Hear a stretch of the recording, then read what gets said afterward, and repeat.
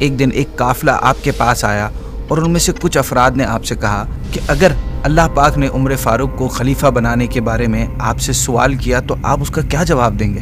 آپ نے فرمایا، تم لوگ مجھے اللہ پاک کی بارگاہ میں حاضری سے ڈرا رہے ہو۔ میں اللہ پاک کی بارگاہ میں یہ عرض کروں گا کہ اے اللہ، میں تیری زمین میں ساری مخلوق سے بہتر شخص کو اپنا خلیفہ بنا کر آیا ہوں۔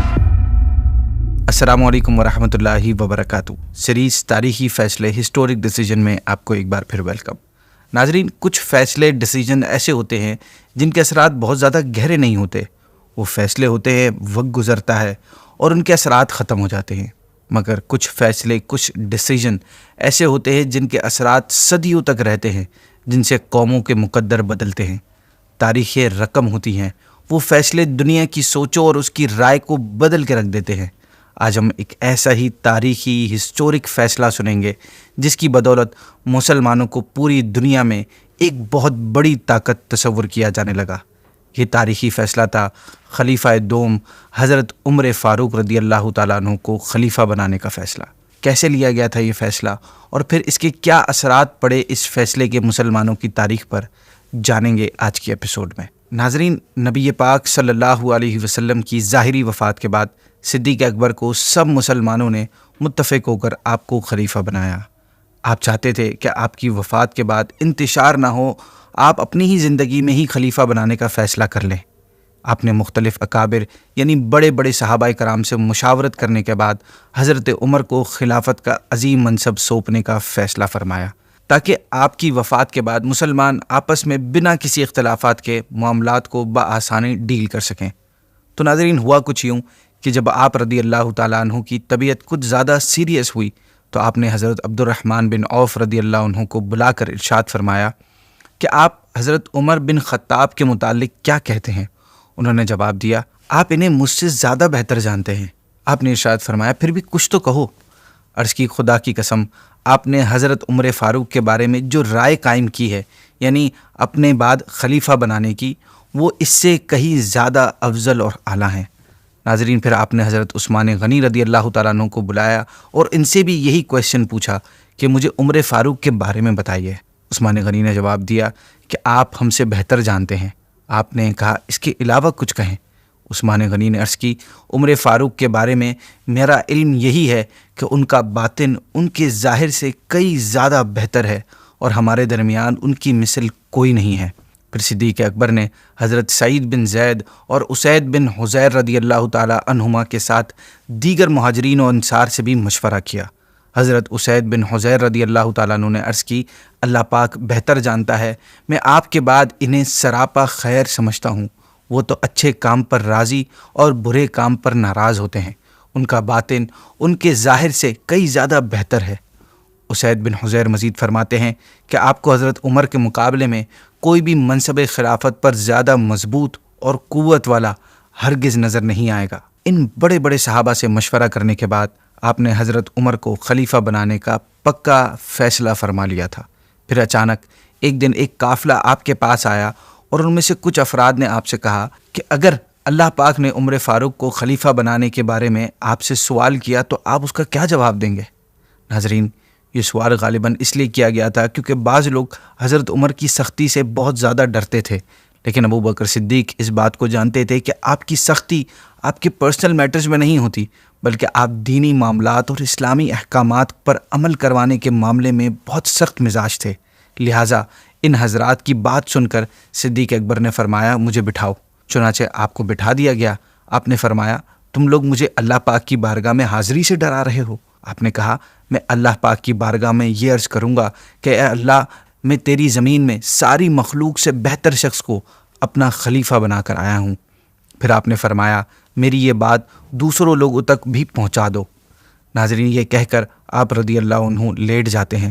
پھر حضرت عثمان غنی تشریف لاتے ہیں تو آپ ان سے حضرت عمر فاروق کی خلافت کے حوالے سے لوگوں کے لیے حکم نامہ لکھواتے ہیں۔ آپ لکھواتے ہیں، اللہ پاک کے نام سے شروع، جو بہت مہربان نہایت رحم والا۔ یہ وہ بات ہے جو ابو بکر نے دنیا سے جاتے ہوئے اور عالم آخرت میں قدم رکھتے ہوئے کہی تھی۔ ایسے خطرناک وقت میں جب کافر کلمہ پڑھ لیا کرتا ہے، بدکار آدمی توبہ کر لیتا ہے اور جھوٹا انسان بھی سچی بات کہہ دیتا ہے، میں نے اپنے بعد عمر بن خطاب کو تم پر امیر بنایا ہے، تم پر لازم ہے کہ اس کی بات سنو اور اس کی اطاعت کرو۔ میں اللہ پاک اور اس کے رسول صلی اللہ علیہ وسلم دین اسلام اپنی اور تمہاری ذات کے بارے میں کبھی کوئی کوتاہی نہیں کی۔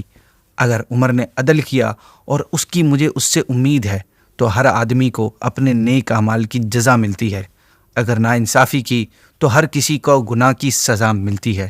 اس کے باوجود میں نے اپنی طرف سے بہتر کام کر دیا ہے۔ مجھے ذاتی طور پر علم غیب حاصل نہیں، اور ظالموں کو عنقریب معلوم ہو جائے گا کہ وہ کس انجام کو پہنچتے ہیں۔ والسلام علیکم ورحمۃ اللہ وبرکاتہ۔ پھر اس حکم نامے کو حضرت عثمان غنی لے کر باہر تشریف لے آتے ہیں۔ تمام لوگ صدیق اکبر کے فرمان پر رضامندی ظاہر کرتے ہیں اور حضرت عمر کی بیعت کرنا شروع ہو جاتے ہیں۔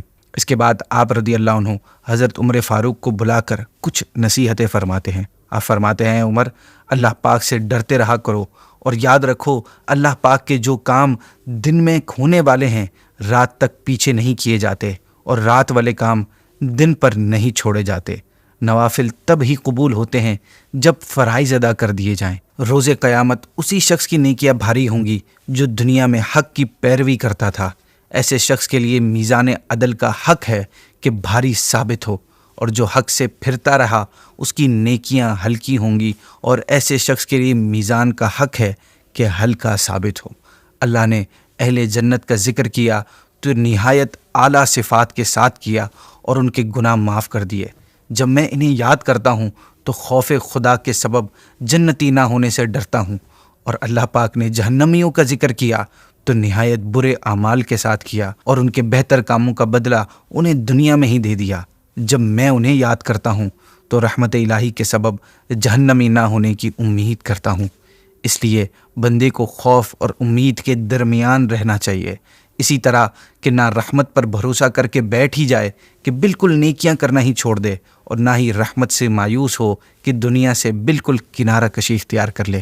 اے عمر، اگر تم نے میری وصیت یاد رکھی تو موت سے زیادہ کوئی چیز تمہیں محبوب نہ ہوگی۔ ناظرین، حضرت عمر فاروق کو وصیت فرمانے کے بعد آپ رضی اللہ عنہ اکیلے میں اللہ پاک کے حضور دونوں ہاتھ اٹھائے یوں دعا فرماتے ہیں کہ اے میرے پروردگار، میں نے ان لوگوں سے ان کی بہتری اور اصلاح کا ارادہ کیا ہے۔ اے میرے مالک، مجھے جب ان پر فتنہ و آزمائش کا خوف ہوا تو میں نے انہیں ان سے بچانے کے لیے پوری اور بہترین کوشش کی، جسے تو اوروں کی بنسبت بخوبی جاننے والا ہے۔ اے میری جان کے مالک، میں نے ان کے لیے اپنی سوچ کے مطابق ان پر انہی میں سے بہتر، قوی اور زیادہ نیکیاں کرنے والی شخصیت کو نگران بنایا ہے۔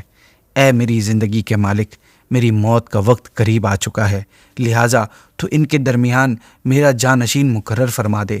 یہ تیرے ہی تو بندے ہیں، ان کی پیشانیاں تیرے دست قدرت میں ہیں۔ اے اللہ، ان حکمرانوں کی اصلاح فرما۔ اے رب العالمین، میرے بہترین دوست عمر کو اپنے خلفائے راشدین میں سے بنا۔ آمین۔ ناظرین، سیدنا صدیق اکبر کے اس فیصلے نے دین اسلام کو بہت فائدہ پہنچایا۔ حضرت عمر فاروق کی خلافت نے اسلام اور مسلمانوں کو کتنا زیادہ بینیفٹ پہنچایا، یہ کسی سے ڈھکی چھپی بات نہیں ہے۔ آپ نے اپنے دور خلافت میں اس وقت کی 2 سپر پاورز کو شکست دے کر دشمنان اسلام کے سامنے مسلمانوں کی حیثیت کو بدل کے رکھ دیا۔ ایسا نظام دیا کہ کفار بھی آپ کے دیے ہوئے نظام کی تعریف کرتے ہیں۔ آپ کی خلافت میں تہذیب، عدل و انصاف، قانون، معیشت اور فتوحات کی وسعت دیکھ کر ماننا پڑتا ہے کہ اگر آپ چند برس اور زندہ رہ جاتے تو دنیا میں اسلام کے سوا کسی مذہب کا وجود نہ ہوتا۔